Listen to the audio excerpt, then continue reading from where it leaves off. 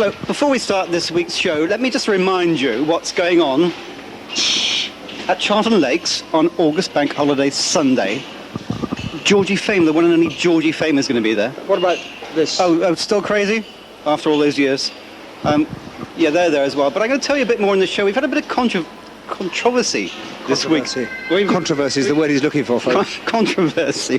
We've had a bit this week about complaints and things, but I'm going to tell you a bit about that later. But you may recognise this person we've got here. Don't touch. Don't touch me. Yes? It's a very good friend of ours you've seen on Town TV before. Simon Williams has come down from London. Hello. Hello. Hello. Where he's starring in The Winslow Boy. Where? At the Globe Theatre, Shaftesbury Avenue. Hurry while stocks last. When did it open? It opened last night, which is why I'm looking a bit like this morning. Well, It's going a storm, so do come along and see it. Good entertainment. Peter Barkworth, Narry Dawn Porter. Yes, come along. How much are the tickets? How much are the tickets? £9 for the next 2 weeks. £9, which for a West End show is a bargain. A bargain. Simon Williams, The Winslow Boy. Thank you all. Now, the reason that Simon's in Andover is that he's doing the intro to our new Le Tour video. The Le Tour video. Le Souvenir. It's called Le Souvenir. The Souvenir, as you'll see a bit later in the show. We'll show you the intro. It's a fabby video. It's a fabby video, folks. You've got bits of the Tour de France, and you've got bits of the Queen, and you've got a bit of a Andover Carnival. All good stuff, eh? It's all pretty wonderful, and you're going to narrate it too. I'm going to narrate it too. Am I good? I hope so. I hope so. No, he said it now. You can't not. I will. I'll be delighted. Right. And so anyway, you'll see that in the advertising, because the advertiser were there covering it. Yep. The good old advertiser, established 1885. Something like that, yeah. Yep, very good. What a good paper. So, What a lucky town you are, blessed with all these things.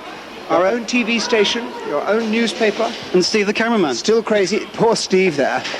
Put it away, Steve. Put it away. No, put it away, Steve. He's been on the commit to get fit. Commit to get fit. And he's been training all week at the Andover Leisure Centre. And in fact, how long have you been going? 3 weeks, 4 weeks. More like 4 weeks, actually. But he's looking pretty fit. So He must have been pretty fat to start with, yeah. But he won't show us his stomach, viewers. But anyway, thanks for watching Town TV. Where are we going next? Oh, the police car. The police car? What are you talking about here, my time? Well, you're just going up the A303. Oh, right, yes. London to appear in The Winslow Boy. Yes, so watch out for my Robin Reliant, everybody, will you? And watch out not to get caught by Stephen Hull, who are the local police, who are just coming up right now. So, thanks for coming to Andover. My pleasure. See you soon. Okay, cheers.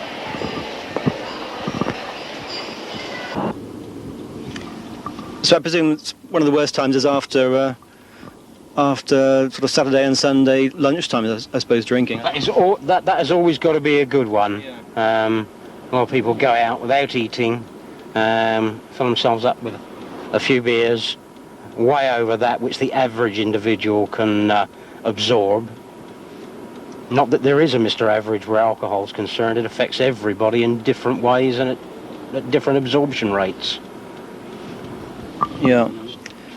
So there we are, viewers. If you're out drinking, don't drive at weekends and at lunchtimes. So you're not just traffic policemen, Steve. You do everything, really. Yes, it's just that we are police officers with special knowledge of various other things.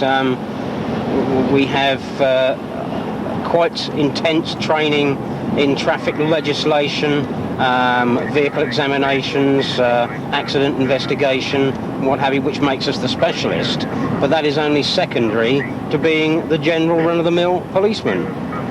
We've got all the same powers that every other officer has, and we tend to exercise them at regular intervals.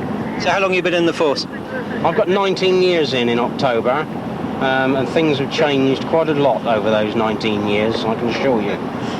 So how long have you been at Whitchurch? Well, I started off at Andover in 1979. I had a somewhat impressed 14 months off of traffic back in the mid-80s when I damaged one of the patrol cars quite badly. But I was accepted back on 14 months later. Hang on, this looks promising. No. No, not as promising. Not as promising as I first thought it was. And I've been back on, as I say, since 1988. And I hope to stay for another 11 years. How about you? How about you, Al? I'm in my 6th year. Very new in this department. Recently worked at Farnborough, doing mainly patrol work. So this is only my 2nd day on traffic, so I'm just getting to grips with the job. Okay, well, you're almost as new as us, so that's not bad. Right, so on goes the fast car. And we'll see what this Peugeot's doing. He seems to be going away from us, so he's going quite fast, I would assume.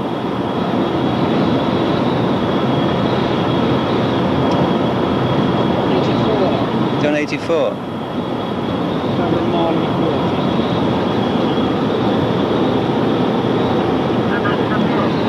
So we've got a Peugeot doing 84 miles an hour in the outside lane here. And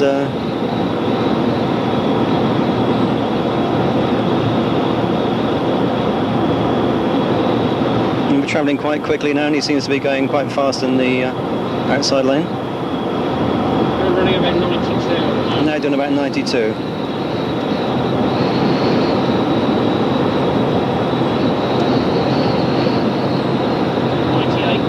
98.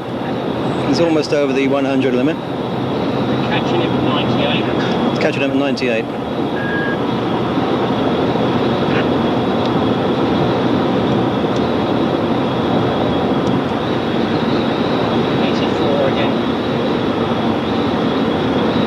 Pull up along just in front of him when I get the opportunity, in front of the police slow sign at the back. Okay.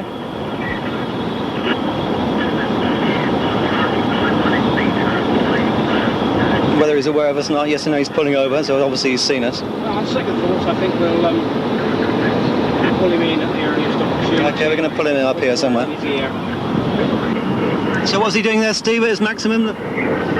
He was doing just over 84 on the first check and just under 84 on the second one.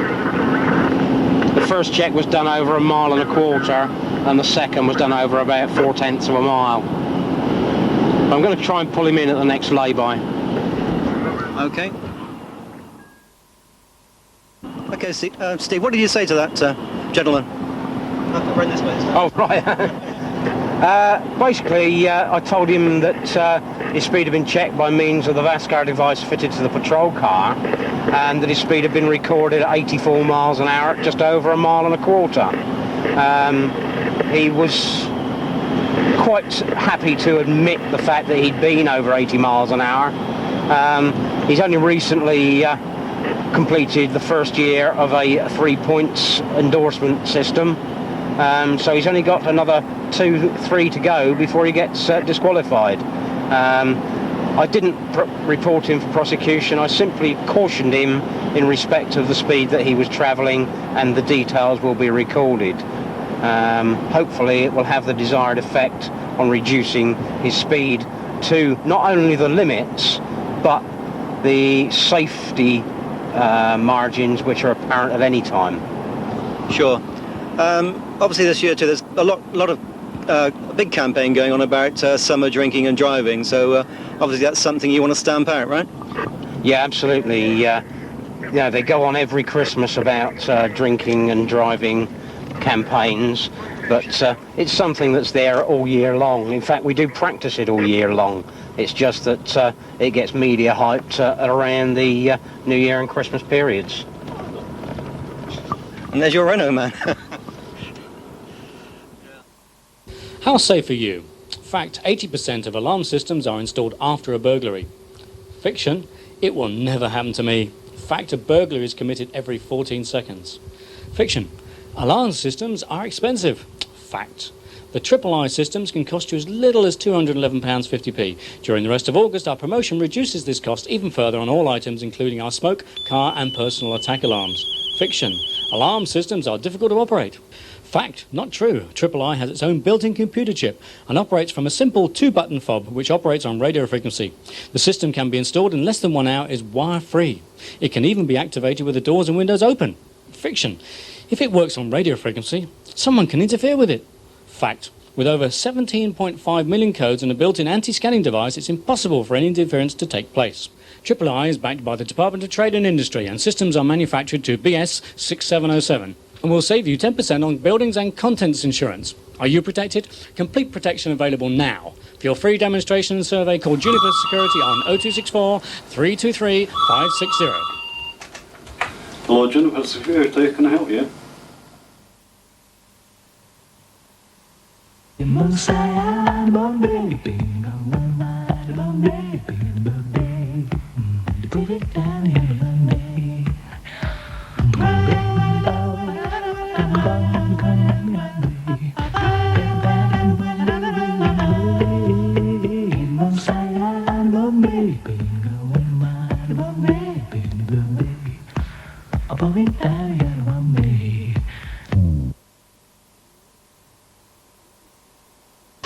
Hi there, folks.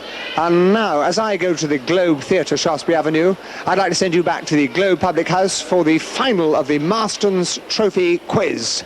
Ta-da!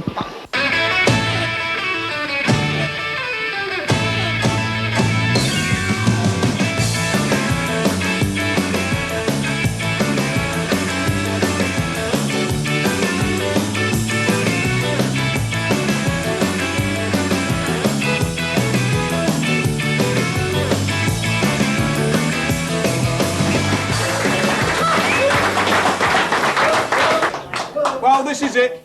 The big night, the final of the Marstons Town TV pub quiz. We've got, oh, it's wonderful. We've had some fun here over the last 3 weeks. And here, you better tell me who you are, or tell the viewers who you are. Ron Somerset. Ron Somerset, who are you throwing for? For the Anton Arms. For the Anton Arms. We've seen him. He's thrown consistently well for the last couple of weeks. Good luck, mate. And here, Terry, what is under that hat, mate? No hair. Have you watched it since last week? No. Take it off. Terry's thrown really well. Seriously, I think we're going to have a very, very close contest tonight. You've seen what you're playing for. A lot of pride at stake. Who's throwing first? Ron Somerset for the Anton. Here we go. On the hockey is Ron. Best of order and good luck.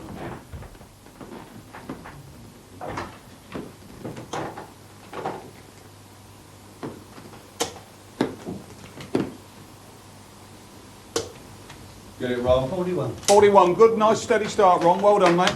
Go on, Terry. Okay, off we go. Anton Arms. Paula, you're looking as lovely as ever.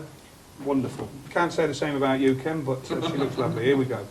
For 41 points, what is the largest lake in the UK? Largest lake in the UK. 5 seconds. Loch Ness. Loch Ness, they've done it again. They're off to a flyer. Loch Ness in Ulster. 41 points. Terry, off you go, mate. Terry James on the hockey. Best of all. Relax yourself, Sandy. Sorry.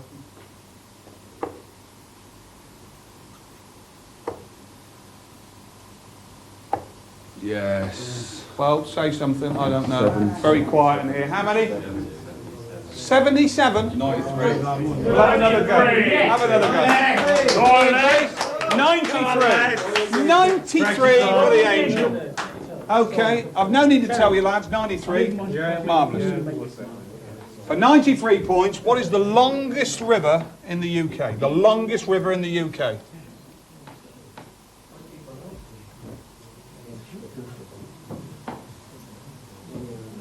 You've got 5 seconds. We need an answer. Quickly. Quickly. Go for it. Shannon. No, it's wrong. It's the Severn. The River Severn, no points. It was only 92 anyway. Yeah, it was only 92. Oh, the good news was Terry said it was only 92 points, so anyway, you didn't get anything.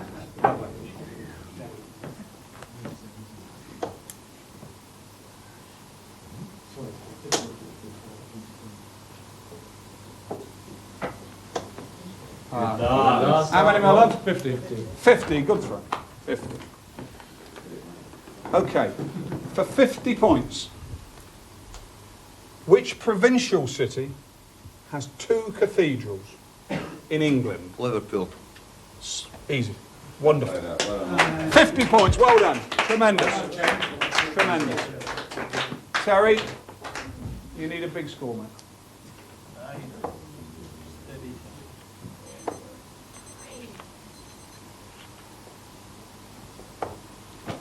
9. Well, 9. 9 for 9. Come on, dude. The pressure gets to you in the final, I know. 9. So for 9 points, but it's important. Which is the second largest city in the UK? The second largest city. Think about it. The second largest city in the UK. Glasgow. No. It's Birmingham. Birmingham. Bad start, don't worry. Okay, off you go, Ron.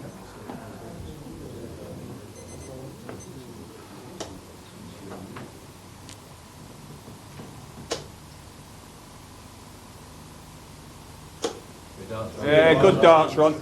You see, Ron, I said to you last week, change your shirt and you change your luck, mate. It's lovely. 60 points. Here we go.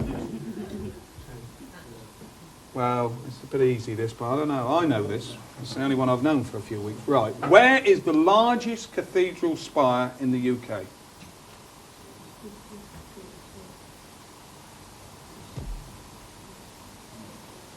Salisbury. Salisbury. I always see it from Salisbury racetrack. You can look straight down. So 60. Well, you're on fire again. The Anton's on fire. Here we go.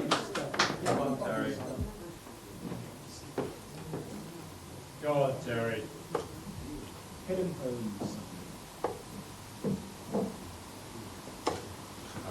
24. 24.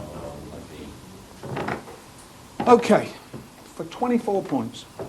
Where was the ancient capital of England or Wessex? Was it Winchester? Absolutely right. Yeah. You're away. You're away. The Angel are on the move. Look at Gordon clapping. He's had a few quid on the Angel. Look at him clapping there. Yeah. Here we go.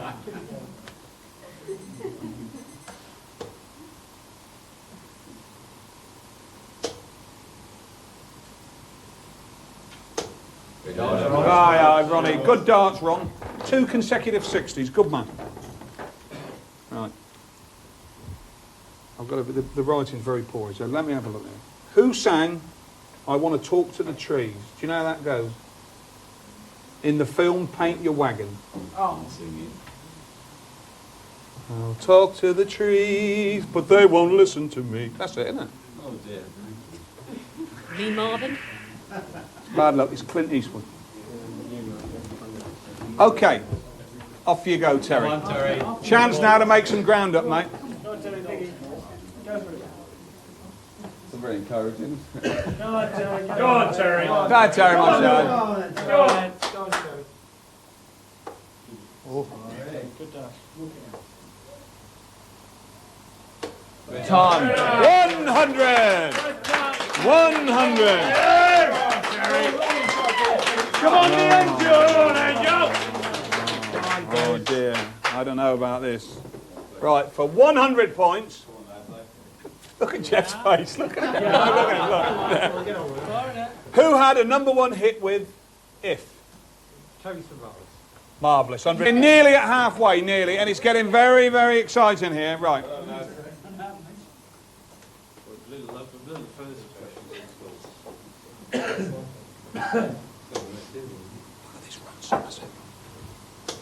Bad luck, mate. 45. It's good going. Okay, for the 5th question. What is the capital of... Sorry, it's the pedigree. What is the capital of Morocco? Rabat. Rabat. 45 points in the bag. Lovely job.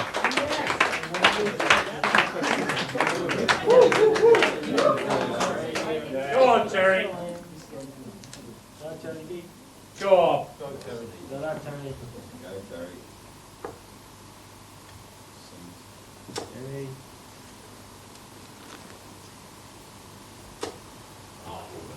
56. All right, there's a bit of groaning, but it's not that bad. 56. 56. Yeah. Right, for the 5th question, you were at the halfway stage now. What is the capital of Malta? Valletta. That's your answer? Yes. You're right. 50 points. 56 points. Lovely job. Lovely job. Well, I mean, As you know, I'm a bookmaker, but even I can't. It looks a little bit tight. Mr. Adjudicator. Well, it's all very close. It's all very close. The Anton are 196. 196, the Anton. And the Angel are 170. Oh, you did.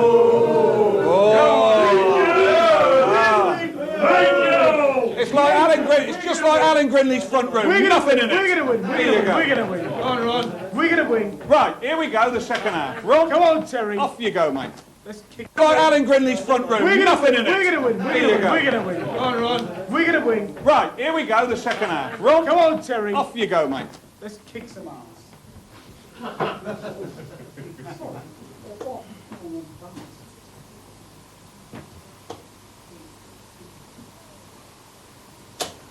60. I tell you what, all for the last 3 weeks he's been so steady. It's unbelievable, unbelievable. Okay, for 60 points. When is St Patrick's Day?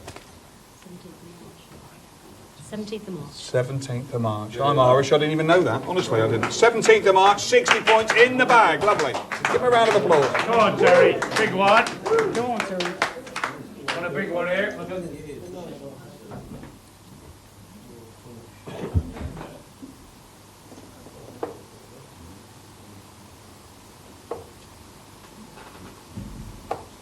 $59. 59. Okay, lads. Keep it there. For 59 points, when is St Andrew's Day?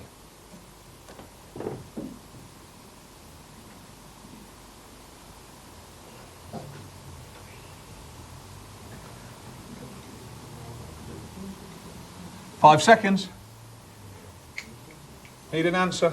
November the 20th. Bad luck, it's November the 30th, 10 days out. You can't do it, bad luck, lads. Right. Unlucky, lad. Is Steady Eddie Ronnie on the board? No.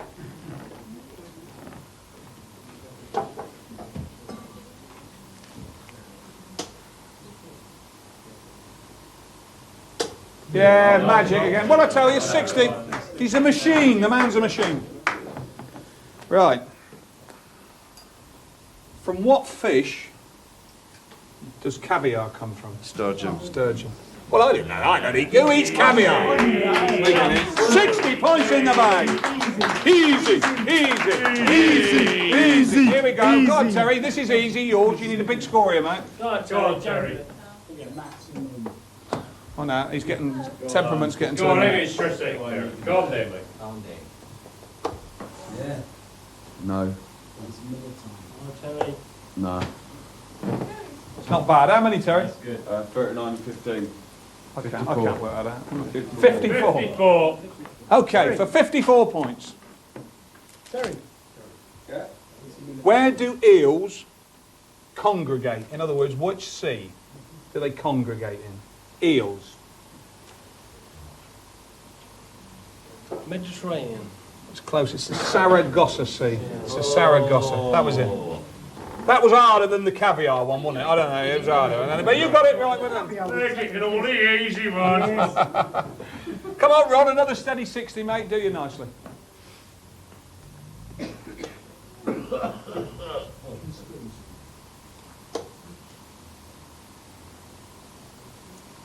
Oh, how many, Ron, with two? 25. Still 25. It'd be a nice 25. 25 with two darts.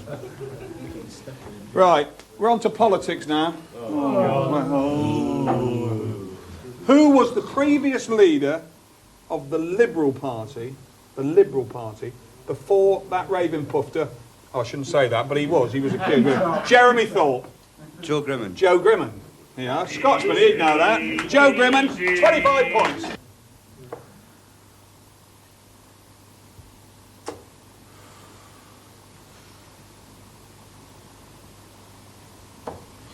Oh, his old bottle twitched then a little bit. I tell you, terrible there. How many? 40. Okay. For 40 points then, lads, who was the previous leader of the Conservative Party before Maggie? Heath. Edward Heath. Wonderful. Well, I said they were easy. 40 points. They were both as easy as each other, so there we go. Right. We've got 2 throws and 2 questions left each. So, best of order, off you go. I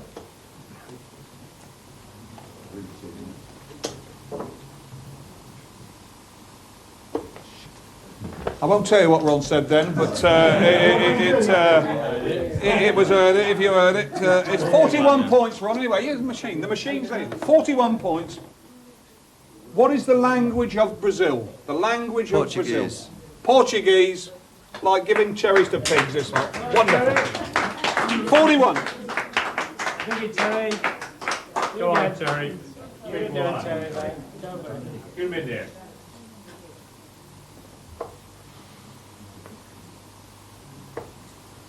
Are you getting to line?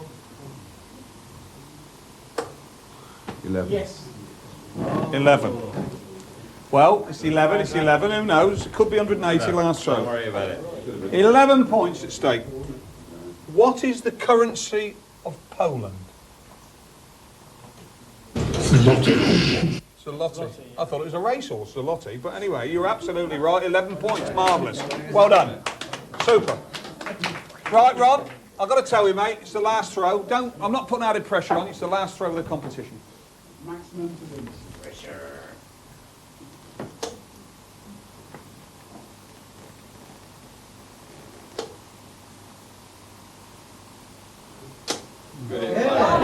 Say something, how many? 95. How many? 95. I told you the man's machine, 95 on the last throw of the competition. 95. Well. This doesn't beat 140. The last question for the Anton. Here we go. Which two games are played with a mallet in England? Polo and croquet. You play them both. Wonderful. Polo and croquet. 95 points. Tremendous. Tremendous. Terry, what can you say, mate? Come on, Terry. That was close. 81. 81 points. You don't make sense. Go on. Right, this is the last question of the competition. Let's hope there's many more to come because we've had a lot of fun. Which is the only game that cannot be played? Sorry, which is the only game that cannot be played left-handed? Polo's right for 81 points. Right, lovely job. Lovely job.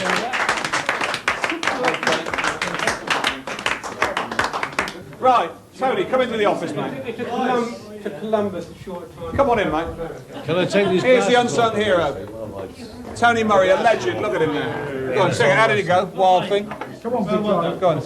Actually, that was great. That last one was actually terrific. But the Anton Arms have got 477. 477. That's a track record, I think. That's the best score of the whole competition. And the Asians have got 302. Yeah, marvellous. Well done, very lads. good competition. Terrific. And well done, everyone. Absolutely marvellous. Well done. It's been lovely. Terrific. It's been playing a good spirit. That's great. Well, it's been a wonderful night and a wonderful series, really. And I just hope we get the chance, more pubs next time, and we'll have a lot more fun. Great. With us again tonight, I'm pleased to say, is Roger Drinkwater. He's the district manager for Marstons. I've enjoyed it, I'm sure you have.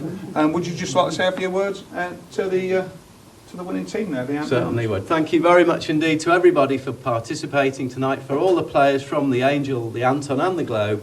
You've all played very well and terrific sportsmanship. Thank you. And also a great thank you to the Town TV team for staging tonight's event, and to Peter and Carol, our hosts tonight. It gives me great pleasure to present the prizes, and which I will do now. That's the one.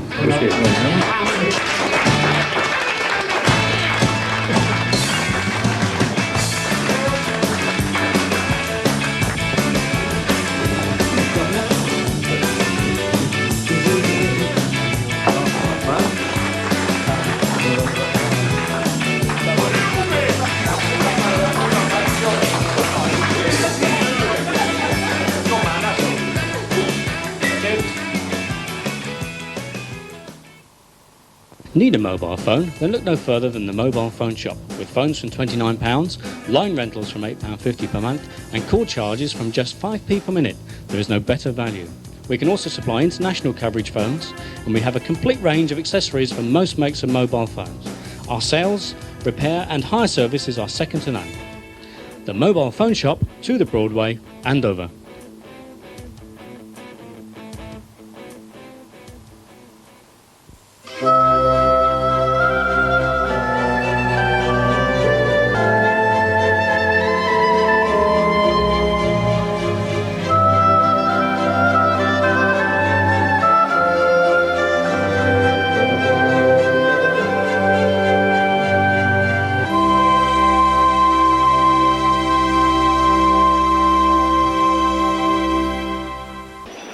Well, that was a really exciting finale to our quiz. I'm still here with Simon. Do you know much about cars and repairing radiators? And Trying to upstage me here, aren't you? You're trying to get above me. No, I don't, is in a word, I don't. Tell me something about them. Well, Tony Johnson's our local head of the round table, and he's also... You can't be head of a round table. Can't you? A round table is a round thing. Oh, well, he's... That's very good, isn't it, Steve? But he's also a mechanic, and he's going to be showing... who was it? Annabel. Annabel. He's going to be showing Annabel Harvey, or Annabel Berry, rather. Annabel Berry, indeed. I'll do that again. He's going to be showing Annabel Berry how to repair cars and radiators and all that sort of stuff. Fascinating stuff. Absolutely riveting. But you'll be up in London by then. I hope. Yes. Okay, we'll capture the engines. That's it. The other thing we need to check on water underneath the bonnet is obviously the coolant system of the vehicle. Again, ideally, so that to the regular person is your radiator, is it not? That is correct. Again, with different makes of car, you have different places to top up the water as you do with the oil. In this particular model, the radiator cap is located on top of the radiator. On other vehicles, you could possibly find you have a plastic bottle like the windscreen washer bottle located on the side of the wing, or perhaps back onto the bulkhead of the engine compartment, but there will be a metal radiator cap on it. So that's where you can make the difference between the two water containers. That's right. There will always be either a metal or a plastic radiator cap on the top of the bottle with either a screw fitting or a bayonet fitting, which is just a twist. And like your light bulbs in the house. Correct.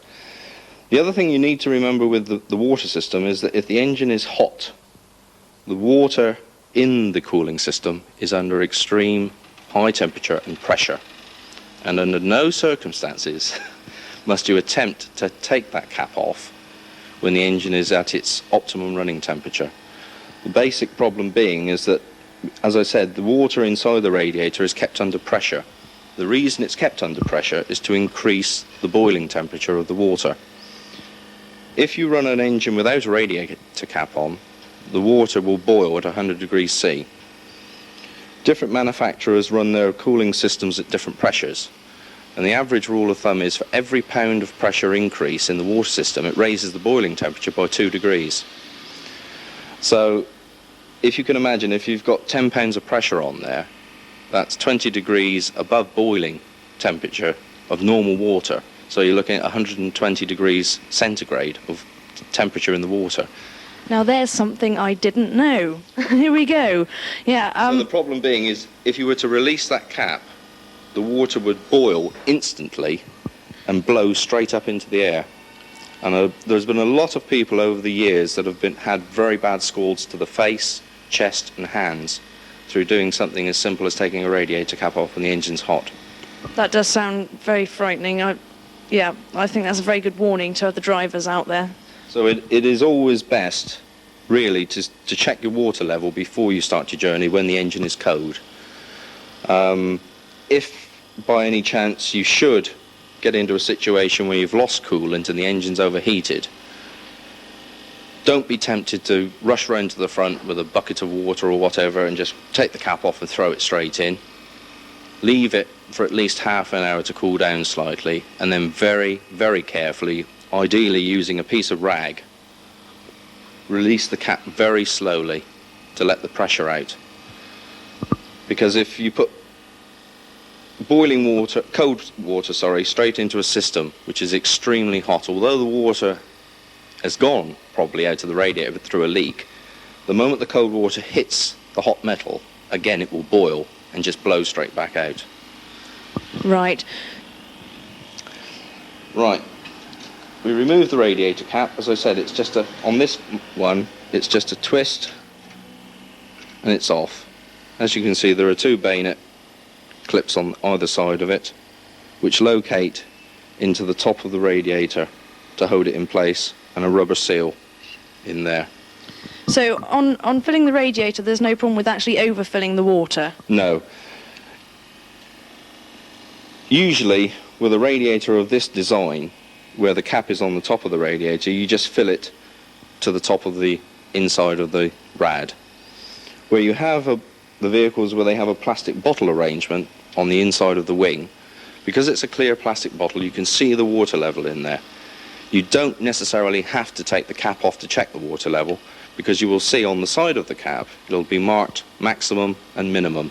Yes, I've got that, and I often shake the car a little bit, and you That's a can good see idea. the water Yes. level. If you're not quite sure, if the bottle's got slightly cloudy, you're doing exactly the right thing. Just rock the car gently and you'll see the water move in the bottle, and you can judge where it is on the two lines. Well, hearing you say that, I don't feel quite so stupid now for doing that. A few days I stood there, push the car. That's very good. The other thing you need to check on the radiator cap when you do remove it is the condition of the sealing ring, which is a rubber ring on either the bottom of the cap, which as this one is, because it's a sprung-loaded bayonet cap, or on the plastic screw-on ones, you will find that the sealing ring is located in the very top of the cap. Now, the reason you have to check this rubber sealing ring is the fact that if this seal is split or cracked or completely missing, it's not going to be doing the job that it's designed to do, which is to hold pressure in the water system. Yes, I understand. And then you will get the problems where the cap isn't sealing, so the water will boil in the radiator before it should. Right, yes. Okay. Okie dokie. Yeah.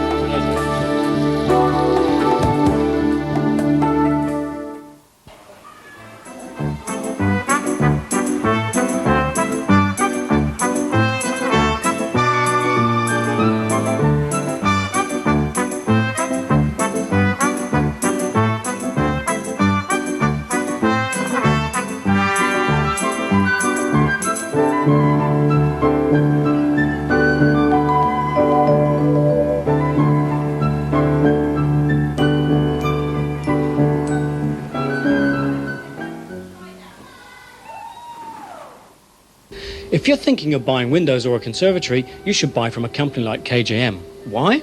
Because KJM have been manufacturing in Andover for nearly 12 years one of the best, most secure systems your money can buy. KJM build up to a quality unlike many companies who build down to a price. Having said that, you'll be pleasantly surprised at how little it costs to enjoy the superior quality and genuine 10-year guarantee of a KJM product. Visit their factory showroom at any time and you'll be given a warm welcome. And you don't pay a penny until the work is installed. No deposit, no risk. Why don't you ask for a free quotation? You could be pleasantly surprised. You're never more than a few homes away from a KJM installation.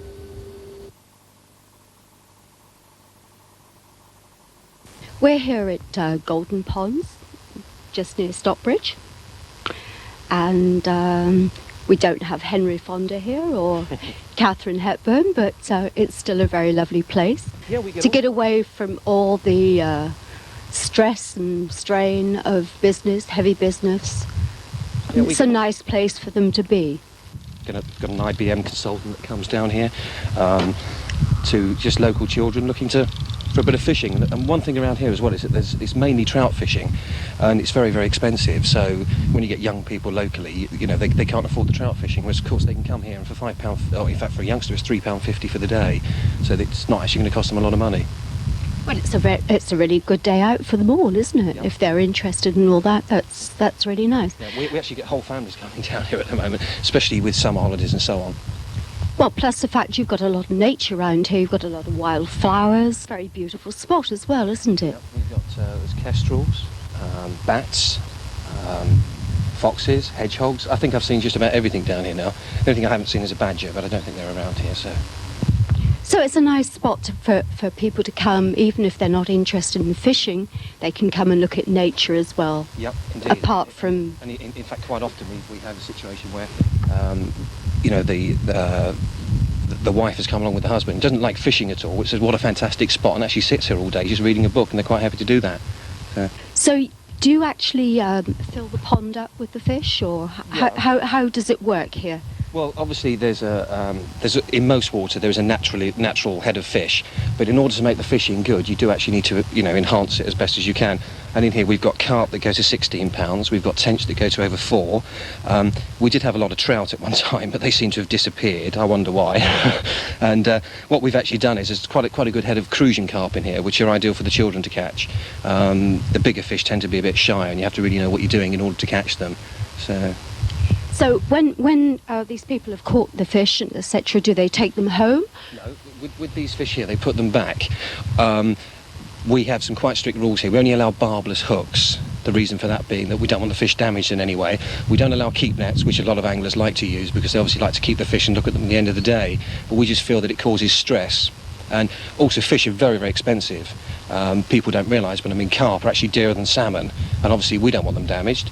And also if they get damaged or hurt in any way, then obviously they you know, no one else can catch them. So it's in the angler's interest to actually look after the fish and do a proper job, so to speak. But, Right, so if anybody does decide that they may like to take a couple of fishes home with them, do you have some nice recipes for them? Well, no one's allowed to take fish home, but we had a young lad down here the other day, and it was his birthday, and his father said to him, I'll take it anywhere you want. I'll take you to Thorpe Park, to Chesington World of Adventures. He said, I want to go to Golden Ponds. So if it's your birthday, we don't charge. Dig a pond now is very, very expensive, costs a great deal of money. They reckon about £12,000 an acre. So this wasn't man-made, it was, you elaborated on what was actually... Yeah, and what we've basically done is we've created fishing spaces for people and let the vegetation grow up. So obviously you don't see anglers sort of all sitting in a row. They're pretty well tucked away here, as you can see over there. There's a chap fishing, but you can hardly see him. OK, Philip, now you've given us some very good advice for people that are going to come down here. I'm sure they're all going to come down because not many people knew about this place, and it's absolutely beautiful. It's very tranquil and it's absolutely lovely. And you also own you also claim fame to the trout fishing record, is that right? I've actually got the British record for the largest rod-caught rainbow trout, but it's classified as cultivated because it wasn't wild. It was actually grown at Deaver Springs with Nigel Jackson, and that was £30 1 ounce for 4 grams, and it was like a monster. It just took off around the lake and went wherever it wanted to go. I suppose it took me about 45 minutes to land it, and it was a bit of luck. I mean, you know, I did see a big fish and I cast to it, and there's always an element of luck, but I suppose I was ultimately in the right place at the right time, and I caught the record trout. So brilliant, you know. But it's just been broken. Someone else has just broken the record, but they haven't officially got it yet. But I held it for a year, so I don't mind. It's every fisherman's dream. But isn't that fun, though, just to do it? You didn't expect to do that, so... No, I had no idea that I was going to catch a record fish that day. I mean, I knew that there were some very big fish in there, and I know that Nigel Jackson's always growing fish that are potentially record fish. And, yeah, basically I caught it. Fantastic, you know. But, having said that, though, I'd get more pleasure from catching a small brown trout in a wild situation on very light tackle.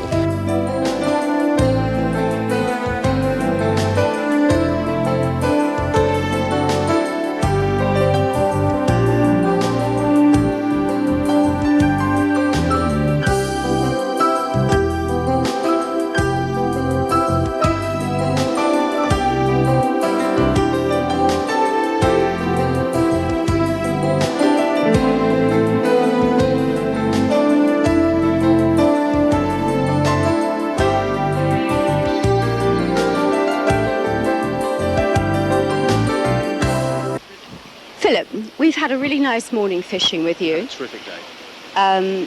Thank you for saving me from the pond. My pleasure. My pleasure. No problem whatsoever. And I think you have a little message for a good friend of yours in Andover. And the message is, don't miss the boat. Life's too short. So she knows. Is there anything else you'd like to say? if anyone needs any help, if they want to borrow some fishing tackle, they want to be looked after and shown how to fish, all they've got to do is contact us, and it's Andover 860-580, and we'll really look after them. Great. Thank you very much, Philip. Well, our final item this week is Steve whizzing around Popham Airfield in a microlight. Whizzing around. I wouldn't have gone up in the thing. It had no doors. It was really, really frightening. You know I get vertigo, but Steve went up round Popham Airfield. Here we go, right now. But Simon has got to go, and... Vertigo, I go. Well, almost. Almost. Bye for now. Bye for now. Bye.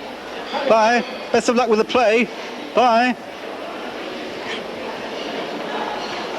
Well, that's it. I was going to hand over to Simon, but I won't be doing that now, so...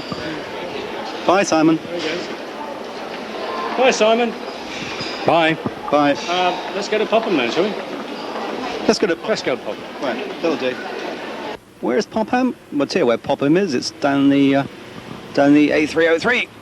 And it's where there is, this weekend, a air festival. You may have thought we're fed up with filming helicopters and flying things, but we're not on Town TV. We love them. We've come out to do an air festival. We're going to go and see what's happening. There's all sorts of things going to be happening. Beating the retreat, whatever that means, I don't know. What do you think that means, Steve? It's actually later tonight, but I think it's some sort of military extravaganza involving people going backwards. Possibly. Yes, that's true. Never thought of that one. Well, anyway, we're near Popham, or Popham, as they say in Hampshire, down the A303. We're not being tailed by any police cars, and we're not in a police car. We're going to the airfair, and there's a sign here which says Popham Airfield, so here we are, here we go.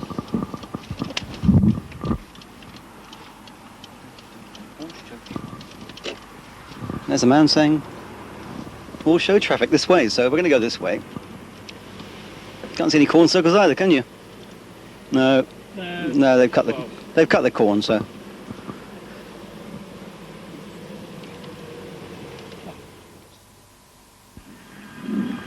Well, this is the Solent Eagles display team. And there's some weeny ones and some big ones, but well, it's a bit nerve-wracking to me. Very good. Ladies and gentlemen, Michael, Philip, Craig, Glenn, Ian and Jamie. I think they did very well indeed, don't you?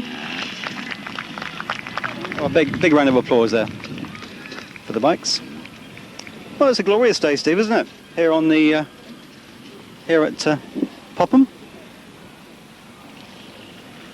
Lots of people, fun fair, and of course up on the airfield, lots of aircraft. So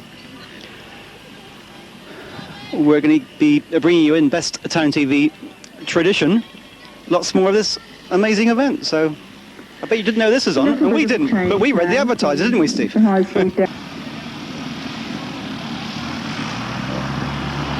Well, welcome to Popham Airfield. The sky is literally full of aircraft. We've got aircraft to the left of us, aircraft to the right of us, and some brilliant old aircraft on display here. So we're going to go and find someone in charge of all this, because it's got a magnificent setting. Loads of aircraft. We're going to try and find somebody who's going to tell us what is going on. Right, we're with Phil Hepburn from Airborne. That's the Airborne Aviation at Popham Airfield. Phil, microlights, tell us all about them. Well, they're a good, fun and cheap way for anybody to learn to fly. We're the resident school here at Popham. We've been here since 1980. You can start off with a little 20-minute trial flight, go on to a 40 or do a course. And we can take you all the way up to get your PPL with a microlight rating. That almost sounds like a free advert, but never mind. Tell us your telephone number. It's 0202 822 486. And give Phil a buzz on 0202 822 486, and he'll tell you all about microlights. Well, we're going to go and have a look at one now, around the corner. Yeah, okay, right. A microlight's safe. I know everybody seems to be petrified of them, including me. They are very safe. They are safe. They're built to CIA-approved specifications. The one we got here is a thruster. It's a side-by-side training aircraft. Very, very safe, very, very solid. You go up with an instructor that has an instructor rating. and you basically have a fly of the aircraft. The instructor will take you up, show you what the controls do, and you can have a fly. They go fly wherever you want to. Really, what's the sort of how far can they go? I mean, well, normally we fly down. Normally this weekend we're off down to Cornwall, and we fly down to Cornwall. Really? I personally have flown all around Britain. Took a microlight out to the Caribbean, looking out humpback whales in 1980. Had a look around there for scuba divers. Yeah. So they're in use. It's really a very growing sport. We've got people flying microlights from 17 up to one chap used to fly actively in the Battle of Britain. He's a Spitfire pilot. He re-got his licence on a microlight, and now he's building an A-licence version of a microlight with a slightly bigger engine. Yeah, so what sort of licence would you need to fly one of these? It's a private pilot's licence, but with microlight rating. So it really just gives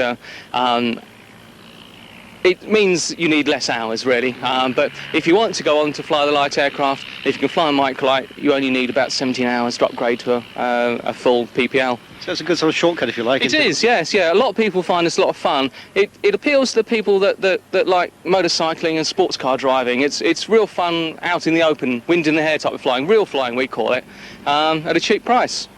Yeah, well, we know all about flying on Time TV because we've been doing the Blue Eagles, the helicopter display team. We're following them throughout the whole year, so that's good fun. But this is something, I don't know whether I'd go up in that, but I know Steve would. Yes, yeah, no problem at all. Yeah, so you'd enjoy it and things like that. So in 40 minutes we can fly from Popham all around Andover, so if any Andover viewers want to see Andover from the air, they can come in and call us up and have a fly around town and pop back. So what would that price be? That'll be about £57 for a 40-minute flight.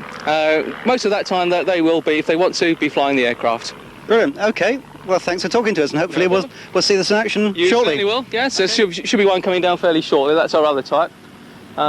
He's just up in the air. You can see one just coming in there now. All right, there's one just coming in now. So what's that one? It's a single-seater? Yeah, no, they're all two-seaters here now. Mostly all two-seat training aircraft.